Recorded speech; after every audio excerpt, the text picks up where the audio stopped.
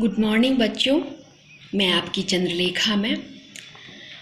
बच्चों, इससे पहले हम आप लोगों को सर्वनाम का पहला वीडियो दिए हैं। यह क्लास 5 के लिए हिंदी ग्रामर हम लोग पढ़ रहे थे और यह लेसन 7 है। लेसन 7 में हम लोग सर्वनाम का एक पार्ट पढ़े हैं, जिसमें हम आप लोगों को सर्वनाम के भेदों के बारे में पढ़ा रहे थे। तो चलिए आगे बढ़ते हैं। आज जो हम लोग पढ़ेंगे सर्वनाम का दूसरा भेद, जिसका नाम है निश्चयवाचक सर्वनाम। निश्चयवाचक सर्वनाम में हम लोग जानेंगे कि निश्चयवाचक सर्वनाम के उदाहरण क्या हैं, इसकी परिभाषा क्या है। तो इस तरह से बच्चों, जब सर्वनाम शब्द पास या दूर की किसी वस्तु या व्यक्ति के बारे में निश्चय पूर्वक कुछ बता रहा हो, तब वह निश्चयवाचक सर्वनाम हो जाता है। एक बार और जानिए, जब सर्वनाम शब्द पास या दूर की किसी वस्तु के या व्यक्ति के बारे में निश्चय पूर्वक कुछ बता रहा हो, एकदम डेफिनेटली हो, उसके बारे में बता रहा हो, तो वह क्या हो गया? निश्चयवाचक सर्वनाम। यहाँ चित्र पर आप ध्यान देंगे, जो यहाँ कह रहा है यह दीपू है, वह गौतम है।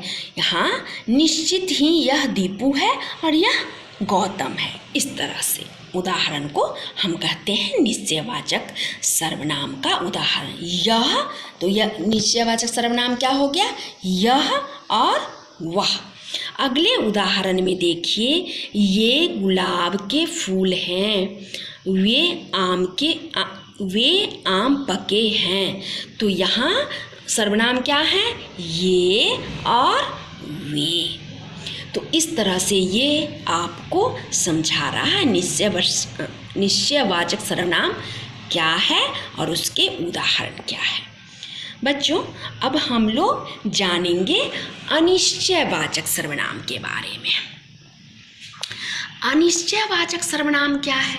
तो इसकी परिभाषा है, जब सर्वनाम शब्द किसी वस्तु या व्यक्ति के बारे में निश्चयपूर्वक कुछ नहीं बता पा रहा हो, कुछ बता तो रहा है पर निश्चयपूर्वक नहीं, अनिश्चितता हो उसमें, तब वह अनिश्चयवाचक सर्वनाम कहलाता है।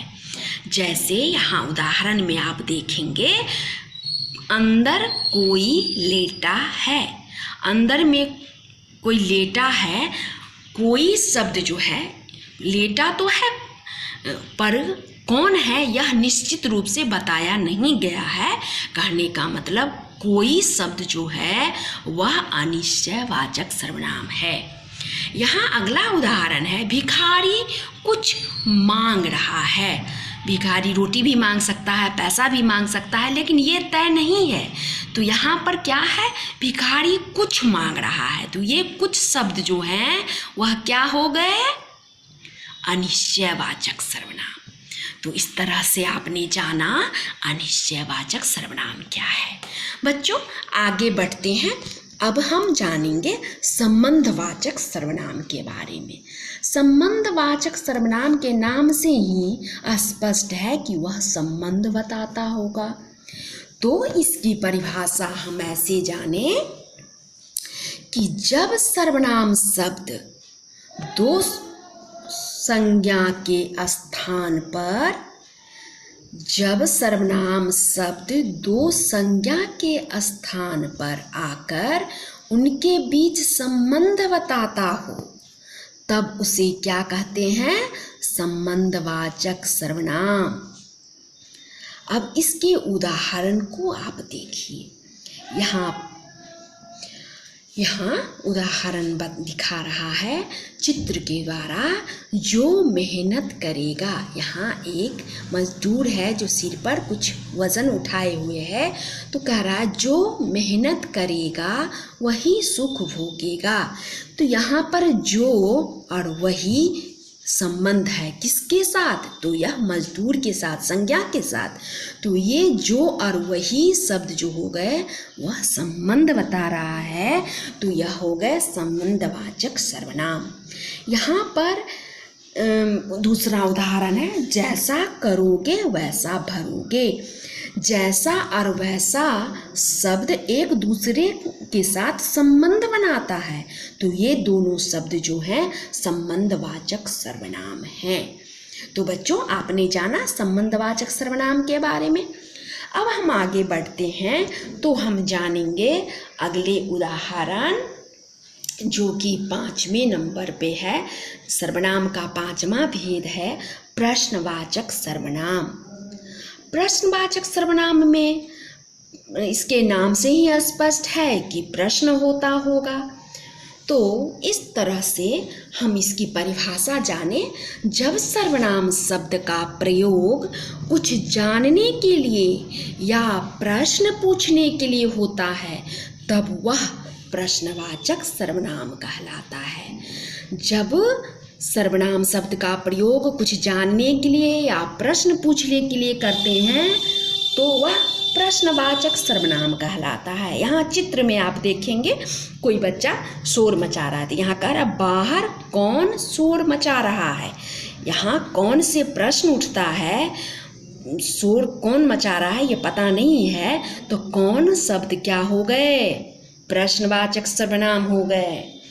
और यहाँ एक आदमी बच्चे से पूछ रहा है तुम्हें क्या चाहिए, तो यहाँ भी प्रश्न हो रहा है, तो यहाँ क्या हो गए, प्रश्नवाचक सर्वनाम हो गए। तो प्रश्नवाचक सर्वनाम के और उदाहरण है कौन, क्या, कहाँ, ये सब हो गए आपको प्रश्नवाचक के सर्वनाम। तो बच्चों, अब हम लोग निजवाचक सर्वनाम के बारे में जानें। निजवाचक क्या होता है, तो उसके बारे में आप जानिए। जब सर्वनाम शब्द का प्रयोग कर्ता मतलब जो करता है, जो काम करने वाला हो वह कर्ता कहलाता है। तो प्रयोग कर्ता अपने लिए करता है, तब वह निजवाचक सर्वनाम कहलाता है। फिर से समझिए, जब सर्वनाम शब्द का प्रयोग कर्ता अपने लिए करता है, तब यह निजवाचक सर्वनाम कहलाता है। यहाँ उदाहरण को देखिए तो समझिएगा। मैं अपना काम अपने आप करता हूँ। यह बात कौन कह रहा है, यह आदमी कह रहा है। यह आदमी कौन है, तो काम करने वाला है, वो अपने जूते में पॉलिश कर रहा है ना, तो इसके लिए कहता है कि मैं अपना काम खुद करता हूँ। तो यहाँ अपने आप जो हो गया, क्या हो गया, निजवाचक सर्वनाम हो गया। यहाँ दूसरे उदाहरण में देखेंगे आप, उसने स्वयं यह भेद खोला। कोई बच्चा है जो अपने बारे में ही बातें कह रहा है, तो उसका दोस्त कहता है उसने स्वयं यह भेद खोला है, वो अपने बारे में ही बातें कही हैं, तो स्वयं। तो यहाँ अपने आप और स्वयं क्या हो गए, निजवाचक सर्वनाम। बच्चों, यहाँ पर आप ध्यान से देखेंगे, अपनी किताब अपने सामने में रखेंगे और यहाँ देखिए सर्वनाम शब्द के कुछ प्रमुख उदाहरण इस प्रकार हैं। पीछे तो आप लेसन में पढ़े ही हैं और यहाँ भी विस्तार से आपको हर सर्वनाम के भेद का उदाहरण अच्छी तरह से समझाया है। पुरुषवाचक सर्वनाम में क्या क्या आता है उस पर गौर करिए। मैं, तुम, वह, हम, वे, मुझे, मेरा, मेरी, मेरे, हमारा, हमारी, हमारे, तुम्हारा, तुम्हारी, तुम्हारे, उसका, उसकी, उसके, आप, आपका, आपके, आपकी, ये सारे जो हैं वो पुरुषवाचक सर्वनाम में ही आते हैं।